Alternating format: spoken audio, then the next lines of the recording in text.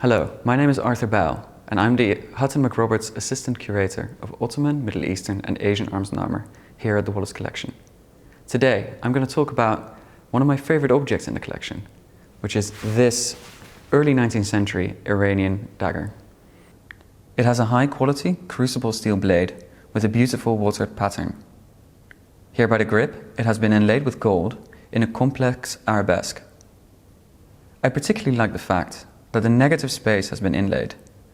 The background has been cut out from the steel and then inlaid with gold, so that the steel itself forms the pattern.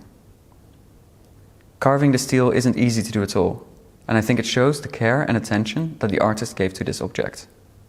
While the blade is beautiful, it is not why I like this dagger so much. For me, the hilt really stands out. It is made of walrus ivory, which is not unusual in this period, and has been very carefully carved on both sides. It's a classical Iranian shape of hilt, sometimes called a capital I shape, carved on one side with a full-length portrait and two lines of Persian poetry. The inscription tells us that the full-length portrait depicts Muhammad Shah Qajar, who was the ruler of Iran from 1834 to 1848, and a member of the Qajar dynasty. If you look closely, you can see the same dagger recur in his sash. If we turn it around, we can see that there are two more lines of Persian poetry, informing us that the dagger was made for Mustafa Quli Khan. The dagger also tells us that he was a governor, but unfortunately we haven't yet been able to identify him, so we don't know anything else about him. In the center, we have a calligraphic quotation from the Quran, which reads, "In the name of God, the most merciful, we," meaning God, "have given you a clear victory." This quotation is one of several popular quotations that feature on Arms and Armour, possibly due to the promise of victory. Up here, it says MashaAllah, which means what God has willed has occurred, but which is often used as an expression of awe or appreciation of something beautiful. More traditionally, it is also a phrase used to ward off the evil eye, a sort of invocation. And then here we have one last inscription, possibly the most interesting one, hidden in the margins, which tells us that this walrus ivory hilt was carved by a certain Ahmed al-Husseini. And since that is a very common name, he specifies that he goes by Keshte or Kashte. Now what's interesting is that this is not the only surviving work by this artist. A very similar hilt is not far from here in the Victoria and Albert Museum. As you can see here, that dagger is very similar. On the reverse, it is also signed Ahmed al-Husseini, in a very similar way to that on the Wallace Collection dagger. And the two works are clearly by the same artist.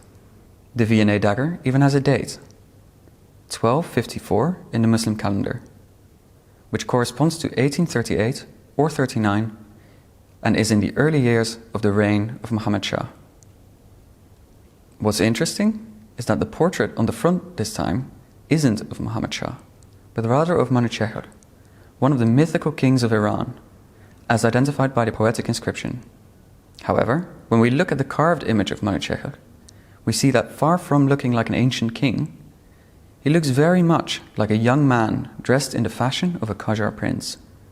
Not only that, he carries a gun, which to us, and certainly to a contemporary audience, is of course completely anachronistic. So why is that? Although we don't have much to go on, one suggestion is that these two hilts were made as part of a larger series, depicting various legendary and historical kings of Iran. This would fit what we know of the early Qajar dynasty, of which Muhammad Shah was only the third king. As members of a young dynasty, Muhammad Shah, and especially his predecessor Fath Ali Shah, were very keen to cement the legitimacy of their rule, and one of the ways they did this was through the creation of a kind of visual continuity between the old kings of Iran and themselves. One of the more famous examples are monumental rock carvings depicting Fath Ali Shah, which were carved right next to older rock carvings of kings made in pre-Islamic times. Something similar is going on with our dagger. If this is indeed part of a series of legendary kings of Iran, it very explicitly puts the young king Muhammad Shah in this royal pantheon. The depiction of Manuchehr as a Qajar prince only reinforces this further. Not only are the Qajars part of this long line of kings of Iran, but the old kings of Iran here have become part of the Qajars. So in addition to being a beautifully carved work of art, it also serves as a powerful propaganda tool. And when we consider this idea some more, we start to notice other things. Remember the capital I shape that I mentioned earlier? That shape first became popular at the start of the 16th century, when the Safavid dynasty first took power. By the time of Muhammad Shah, this dynasty had become the quintessential Islamic dynasty of Iran, and the early Safavid kings served as a model of good kingship for the Qajar monarch.